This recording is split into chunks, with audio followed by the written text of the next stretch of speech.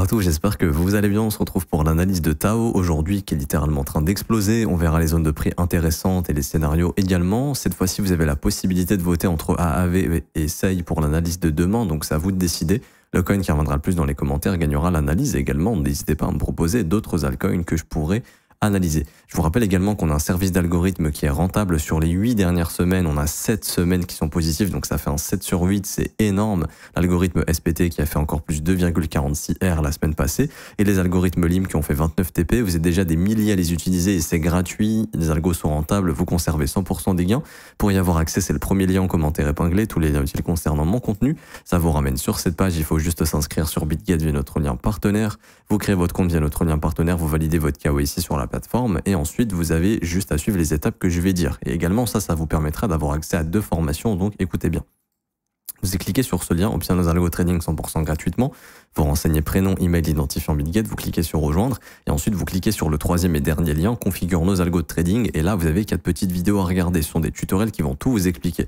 Configurer les algorithmes, les montants, les risques par trade, voir les trades exécutés, voir les gains réalisés, mettre en pause les algorithmes et les relancer. Bref, tout est expliqué de A à Z, c'est vous qui gérez tout. Et également, je reviendrai en fin de vidéo sur les 2 formations qui vous seront offertes. Alors pour venir sur Tao ici, donc on est clairement dans un mouvement qui est complètement haussier ici. On avait eu la prise du plus bas du trimestre précédent. Ensuite, on a formé le breaker block. Je récapitule un peu tout ce qu'on avait vu les semaines précédentes. Donc ici, je vais le noter. Ça, c'est le premier breaker. Donc c'est le premier signal d'inversion. Ensuite, ce qu'on observe au niveau du prix, c'est est-ce que le marché maintient les fair value gap haussiers et surtout le fair value gap qui déclenche le breaker. Oui, donc continuation haussière. Ici, on a un order block qui également devient breaker block, donc signal de continuation et de toujours un momentum qui est haussier. Attendez, je suis un petit peu pointilleux. Quand c'est bullish, ça doit être en top et pas en bottom. Voilà. Ensuite, on travaille ici cet order block un petit peu, donc on l'a vu, 1, 2, 3, 4 bougies, 5 bougies, on l'a cassé, on l'a retravaillé, on continue, donc on a également un nouveau breaker block ici, et du coup, on s'intéressait justement à cette zone dans laquelle il faut faire attention, puisque ça a été une zone de prise de bénéfice ici. Cette zone juste là a formé, c'est une zone de fair value gap en 3 jours, et vous allez voir qu'en daily, on a quand même beaucoup consolidé dans cette zone. 1, 2, 3, 4, 5, 6, 7, 8 jours, ensuite jusqu'à avoir la cassure, et donc là, il y a un signal de continuation.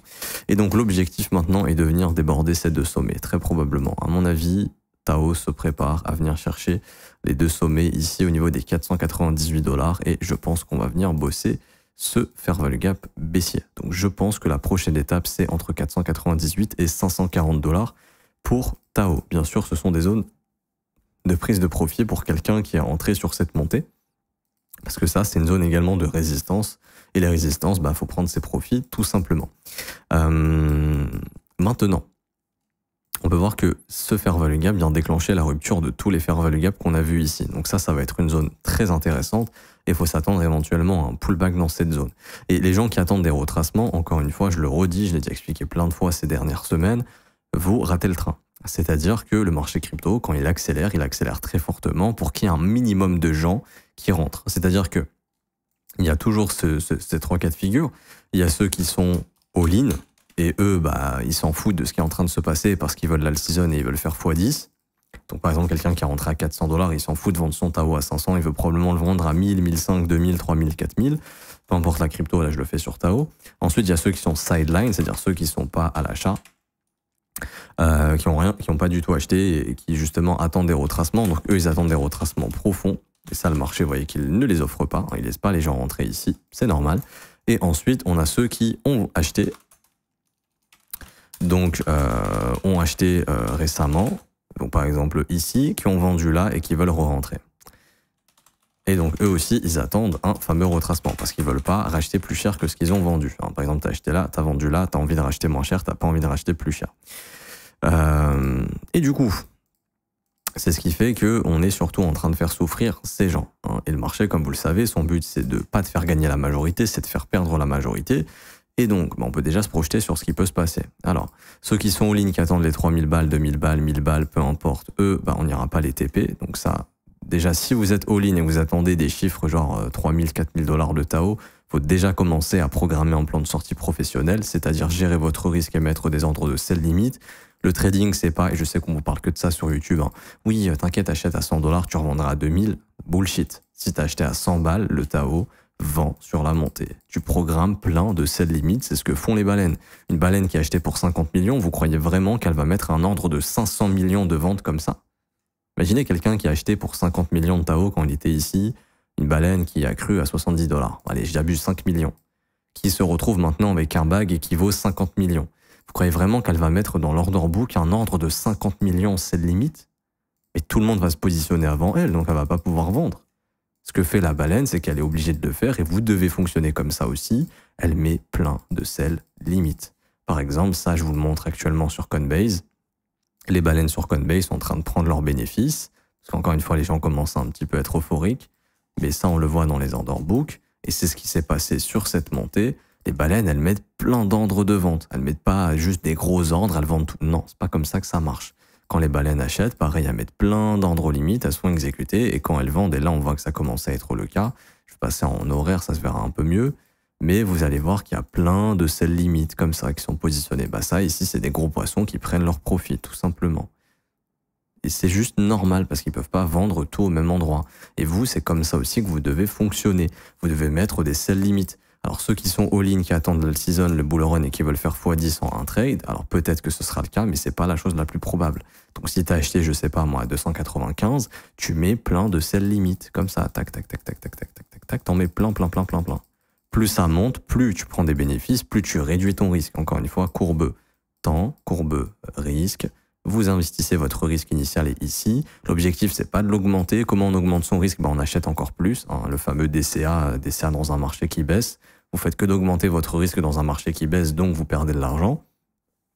Le DCA, et du coup, l'objectif pour vous, c'est plus ça monte, il y a ceux qui FOMO, donc qui achètent encore plus, et du coup, qui augmentent leur risque, alors que le trader, son objectif, c'est de le plus vite possible faire baisser son risque. Et comment on fait ça?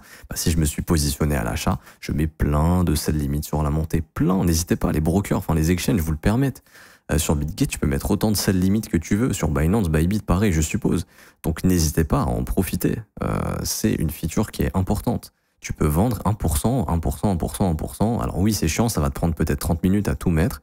Mais au moins, plus ça monte, plus tu sais que tu prends tes bénéfices. Parce qu'à chaque fois, vous achetez, vous espérez la lune, le marché se retourne, vous avez rien vendu, vous restez au point mort. Alors que si tu prends plein de sell limits, tu récupères du cash et quand ça baisse, ce cash, tu le réinvestis plus bas que ce que tu as acheté.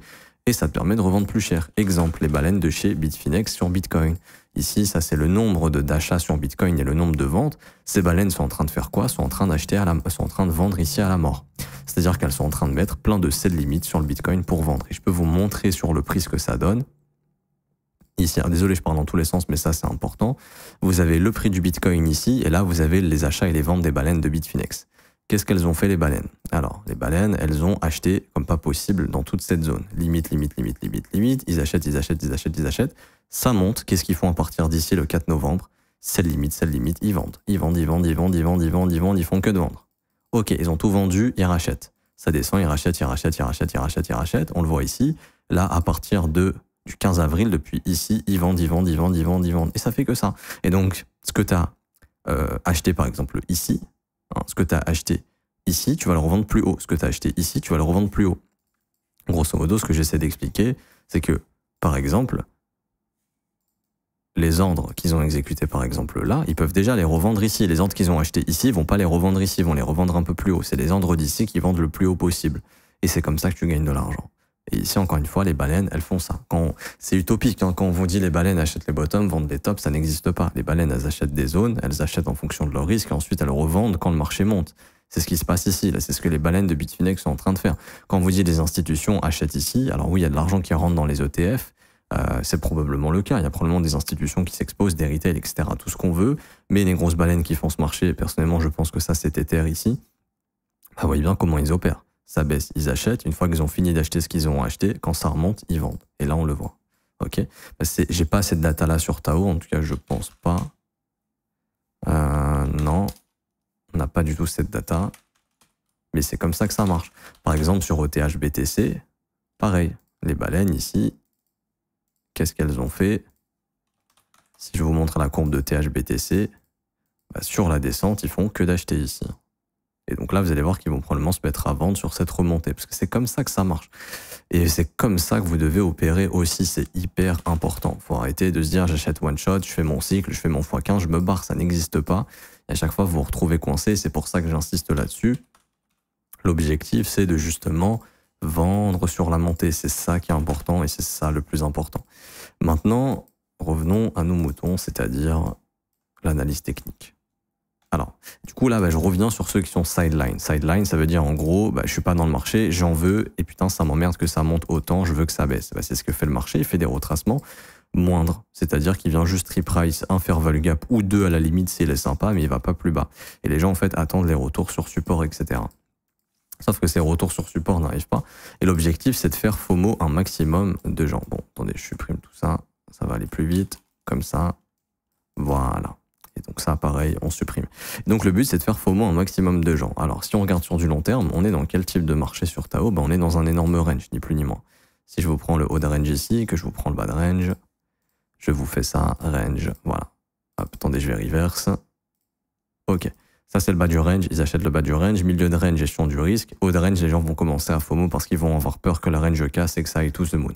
Sauf que ici, probablement, les gros poissons vont encore prendre des profits parce que le marché s'est retourné une fois, deux fois, trois fois, quatre fois. Donc, c'est une zone de vente appréciée. Tout comme ici, c'est une zone d'achat appréciée une fois, deux fois, trois fois, quatre fois, cinq fois, six fois, sept fois. Donc, ils aiment bien acheter cette zone, ils aiment bien vendre cette zone. C'est comme ça qu'ils font leur argent. Le range est très volatile. Ici, les gens sont en mode Tao, 1000, 2000 $, ça va suivre Bitcoin en 2014. Alors, en 2017, est-ce que c'est le cas? Oui, c'est pas impossible que ce soit le cas. Mais ce que je veux dire, c'est que dans ce haut de range, ton risque, déjà, il est maîtrisé et il n'y a plus de risque. C'est-à-dire que tu peux plus perdre d'argent si t'es all-in, enfin, si t'es all-in. Si t'es investi sur Tao, ça n'a pas de sens. Si vous perdez de l'argent alors que le prix est à son ATH, par la suite, en gros, si le prix est revenu à son ATH mais que derrière vous arrivez à perdre de l'argent, c'est qu'il y a un problème de gestion de risque. C'est plus possible de risquer de perdre de l'argent quand on est sur un ATH. On est censé avoir fait le nécessaire avant. C'est-à-dire prise de profit, prise de profit, prise de profit, prise de profit.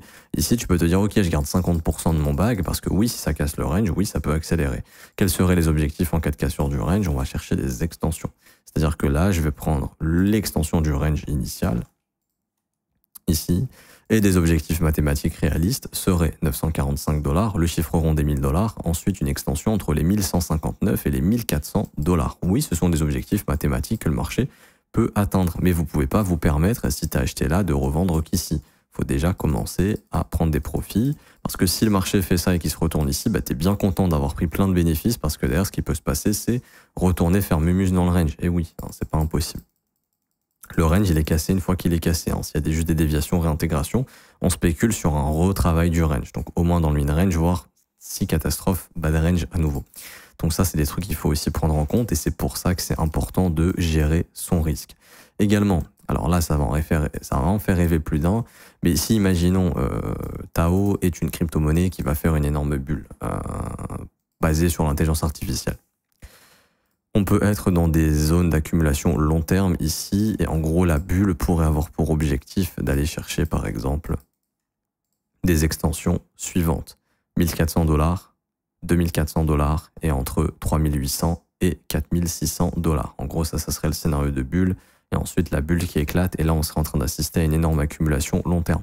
Ce n'est pas impossible, mais à mon avis, cette bulle peut prendre forme qu'en période de QE et en période de facilité monétaire, ce qui n'est pas encore le cas.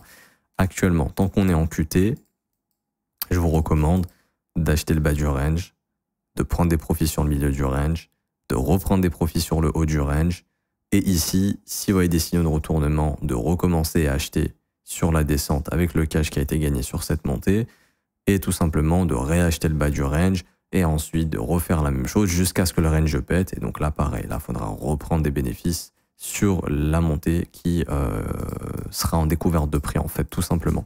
Maintenant, plus court terme, une zone importante que vous devez observer en dehors de ce range, c'est cette zone 498-540 parce que ça peut être une zone de retournement. Pourquoi? Parce que Tao, c'est un truc que j'ai vu sur lui, il comble quasiment tous ses fair value gap. C'est-à-dire qu'il en laisse quasiment aucun ouvert. En tout cas, dans ce range, il n'y a aucun fair value gap ouvert sauf lui. Lui, il a déjà été comblé, pas entièrement, mais on est déjà revenu. Par contre, lui, c'est un fair value gap ouvert à 100%, on n'y est jamais revenu. Donc, à mon avis, l'intérêt de Tao, c'est de revenir entre 540 et 500 $. Et pour moi, ça peut être une zone de top. Je dis pas que ça va être un top, mais ça peut. Par exemple, si vous commencez à voir Tao faire ça ici, à se retourner, bah, ceux qui sont sideline, ils vont faire quoi? Ils vont commencer à acheter, sauf que ce sera trop tard. Le marché sera déjà inversé, donc ceux qui attendent un retracement vont acheter ici, se faire piéger et vont encore probablement flipper, capituler sur le support. Voire sous le support si on veut faire une prise de liquidité en mode capitulation ici. Donc c'est pour ça que dans cette zone, il faut faire extrêmement attention. Je dis pas que c'est ce qui va se passer encore une fois, hein. Je dis juste que vous devez faire gaffe dans ces niveaux. Et ce sont des zones de prise de profit pour quelqu'un qui s'est exposé sur ce mouvement haussier. Tout simplement. Et prise de profit, ça veut pas dire je vends tout, parce qu'encore une fois, il y a des gens qui comprennent pas ça, je suis obligé de le préciser. Prise de bénéfice, ça veut dire je sécurise mon portefeuille. J'ai 100 Tao, j'en vends par exemple 15. Hein, comme ça, je récupère du cash, ça réduit mon risque. Ou j'en vends 20, peu importe, je vends ce que je veux vendre. Et derrière, vous avez du coup tout simplement l'objectif, vous, enfin votre priorité, c'est d'observer le prix. Si le prix reste fort et qu'on s'affranchit de cette zone, prochain objectif 588. Le marché se retourne pas ici, prochain objectif entre 640 et 675. Le marché se retourne pas ici, il y aura probablement un ATH au-dessus des 775. Ok? Mais toujours étape par étape, c'est important. Donc je vous ai donné les niveaux d'extension, on a fait aussi un petit plan psychologique sur les intervenants de ce marché, ceux qui sont all-in, qui attendent le x10, donc comment pallier à ça, ceux qui sont sideline, qui en veulent absolument mais qui veulent pas FOMO, qui attendent des retracements, ces retracements ne seront pas offerts et quand ce sera le cas, le top sera in probablement. Donc en fait ils vont racheter un marché baissier, hein, dire que hop, million, le top il est ici, bah tout simplement là ils vont se mettre à acheter des retracements parce que ah enfin ça retrace donc on peut acheter, sauf que la dynamique n'est plus haussière, donc ils vont acheter ici et holder toute la descente, que le top soit là ou là-bas, peu importe. Et il y a ceux justement qui ont acheté, qui ont revendu, qui veulent racheter, donc ils sont aussi de nouveau sideline et qui veulent absolument pas racheter avant leur prix de vente, qui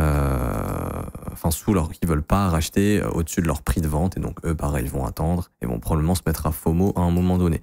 Comment identifier le FOMO? C'est souvent sur des bougies bleues comme ça. Alors là ça commence un peu à FOMO ici, mais on peut encore avoir des bougies bleues, il n'y a pas de problème. Par exemple ici FOMO, ici ça a commencé à bien FOMO, on n'était pas très loin du top. Ici pareil, hein, il y a beaucoup de FOMO, plutôt en hebdomadaire je pense, ouais. Belle bougie de FOMO ici. Quand vous commencez à avoir des bougies bleues en hebdomadaire, c'est qu'on commence à se rapprocher du top. Là on voit que c'est pas encore le cas, donc il y a encore de la marge pour faire FOMO des gens. Je m'arrête ici pour aujourd'hui, j'espère que ça vous aura plu. Si c'est le cas, n'hésitez pas à laisser un petit pouce bleu, vous abonner, si ce n'est pas déjà fait, mettre un petit commentaire. Merci à ceux qui jouent le jeu. En début de vidéo, je vous ai parlé de 2 formations, dont mon mentorship qui va vous former de A à Z à la lecture du prix et justement d'identifier quand est-ce qu'il faut acheter, quand est-ce que le marché vous offrira pas de retracement, en tout cas des retracements très minimes comparé aux retracements qu'on attend, des retours sur support, etc. C'est souvent ce qui n'est pas fait. Le prix est là pour faire courir un maximum de gens. Je vous apprends tout ça dans ce mentorship qui est gratuit. Il vaut plus de 2700 € si je le mettais à la vente, mais je le mets gratuitement. C'est le premier lien en commentaire épinglé. Tous les liens utiles concernant mon contenu. Vous cliquez sur le lien encadré en rouge, ça vous ramène sur cette page. Il y a juste à s'inscrire sur Binigate de notre lien partenaire. Donc cliquez bien sur ce lien, sinon ça ne marchera pas.